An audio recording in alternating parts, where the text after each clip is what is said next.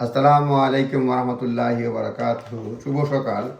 আজকে যে নিউজটা পড়বো সেটা হচ্ছে যে রুয়ান্ডা পলিসি সরকার, নতুন লেবার সরকার, তারা রুয়ান্ডা পলিসি বাতিল করেছে। কিন্তু রুয়ান্ডা বলতেছে তারা টাকা ফেরত দেবে না।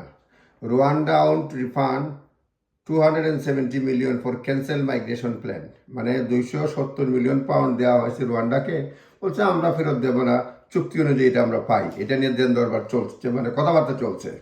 রুয়ান্ডা গভর্নমেন্ট বলছে there is under no obligation to repay any of the 270 million that it has received from the UK, মানে তারা কোনো অব্লিগেশন নাই তাদের, তারা বলছে। এবং বলছে war broke out between two countries, এই দুই দেশের মধ্যে এই নিয়ে ঝগড়া বিবাদ শুরু হয়েছে আর কি।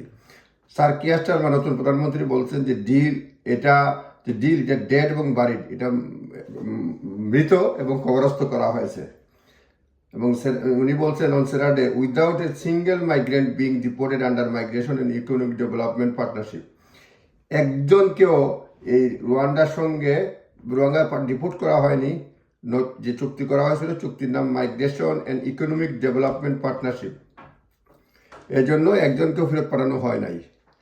এবং এইটাতে আরও যেটা বলা হয়েছে যে ইউবেট কুপার বলছেন যে এটাও পাঠানো হবে না, এবং বলছেন it would look very carefully at the money that could be receive from the deal, এটা বিবেচনা করবেন।